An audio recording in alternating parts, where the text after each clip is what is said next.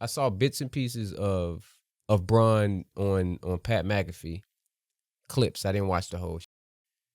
And I saw Stephen A on Gil's Arena. And before that, I guess it was Stephen A said something about Bron, like as a father, don't do this. That was in regards to him gassing Bronny up or something.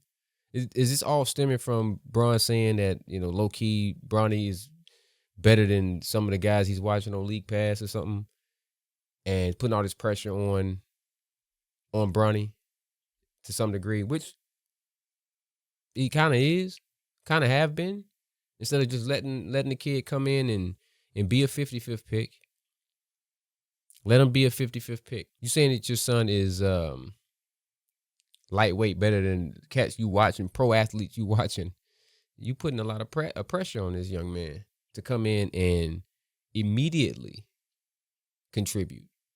So, yeah, we know that you kind of let out the red carpet for your son to come in, get drafted, have a main roster spot sewn up, guaranteed contract, all of that. Okay, that's cool.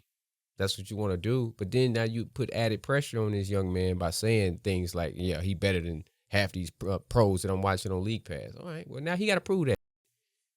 He got to prove it. You can't just keep going back to, but he's the 55th pick. He's the 55th pick. You can't put all this pressure on the 55th pick, but his father put the pressure on him. The media ain't necessary. Media was going to put pressure on him anyways because he's LeBron James' son. But when LeBron James himself puts pressure on him, can't just double back and say, oh, well, but he is the 55th pick, though.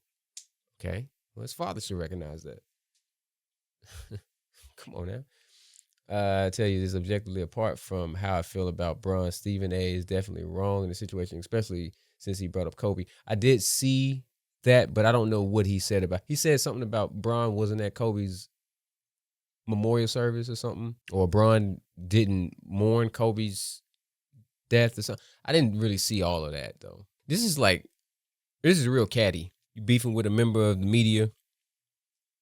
Man, who cares? My biggest problem is Bron been showing he's more NBA than 70% of the draft, and the media acting blind. Yeah, but still, at the end of the day, this draft class was weak anyways. And regardless, I don't even know who went first. Zachary Richard don't really matter. The draft class was fairly weak anyways. So Bronny was going to get most of the attention because of the name that's on the back. Even if he was a top prospect, or they was projecting him to go in the lottery, he still was going to come out with just added attention, added pressure because of who he is and who his father is. That's a fact. If Michael Jordan's sons was any worth a damn and they would have been drafted in the NBA, they would have gotten the same press, the same pressure. But I don't think Mike would have been like, yo, yeah, my son is low-key better than most of these D-League players. I don't think Mike would have said that. If anything, if Mike didn't think that his kids was good enough to get into the league, he probably wouldn't have been, pushing for them to be drafted in the first place, because they gonna get in the league and look like, and they got his name on the back of their jersey. Would have had the same pressure. So I mean, that's he added a lot of unnecessary pressure. Just let the young kid, let the kid come in, prove himself. I think that you give Bronny 2 to 3 years just to kind of get all of his skills underneath him. He's going to be a solid pro. I think he'll be a solid pro. Once Bron is out the way, his father ain't, holding his hand, and, this is a grown man. He's a grown man in the grown man's league. You can't, at a certain point, you got to cut the apron. You got to cut them strings. You got to let this young man be a man. Okay, you can put him in this position. Okay, now he's in the position. Now let him flourish. Can't protect him from everything and everybody. Somebody in the media is going to say something about Bronny. You can't protect this. This is a young man now. Let this man stand on his own 10 toes.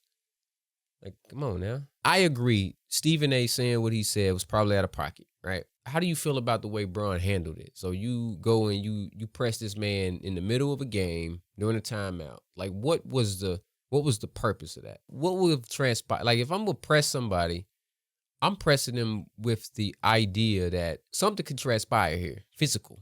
He knew that Stephen A. Smith was not going to do anything. If, let's just say, if this wasn't Stephen A. Smith, say that this was Kendrick Perkins that said exactly what Stephen A. said, and he was at the game and Bron saw it, would Bron go and press Kendrick Perkins? And I'm not saying Kendrick is just like the big bad wolf or something, but I'm just saying, do you think Bron would have had that same energy for a Kendrick Perkins or a Marcellus Wiley or somebody like that? You think he would have pressed him? It's like you know that Stephen A. isn't going to do anything.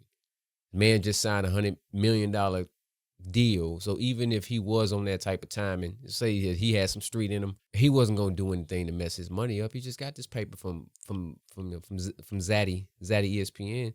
So he wasn't going to mess that paper up and just sign $100 million. I'm not about to slap LeBron James at a Laker game and then just have, a melee ensue and me potentially get my ass kicked in front of all these folks. And now we're trying to figure out, okay, well, do I press charges? LeBron just beat my ass on national television. You pressed him, but if nothing was going to transpire. It seemed like I agree. If you say something out loud, then the response is probably going to be just as loud or more.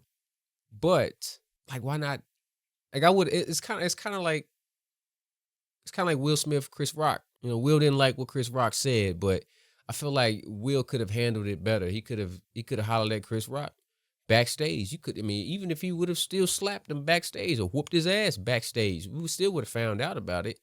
But it would have been like man to man. Let me holler at you real quick.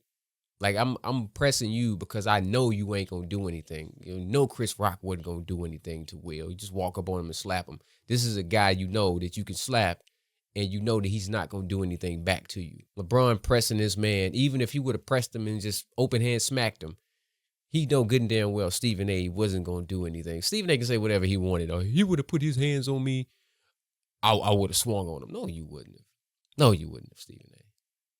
You wouldn't smack him. I believe since it was about his fatherhood, he would have pressed anyone. You think so? I'm not sure. I think it depends. It definitely depends on the person. I don't know. Who else is in media? Okay, I think it depends on the person. What if somebody like Ron Artest was just highly in the media? I'm not saying Ron would ever say what Stephen A. said, but let's just say for gits and shiggles that he says exactly what what Stephen A. said. I don't think LeBron would have pressed Ron Artest. It definitely depends on the person. I've just never really felt like Bron was the type of person that would have been on timing when it came to like, I'm pressing you, and if it comes down to throwing hands, we're going to throw some hands. I just don't get that vibe from Bron. I could be completely wrong. He is from Akron. I think Steve failed to realize that no matter how old his child is, people don't play about their child. But yeah, true.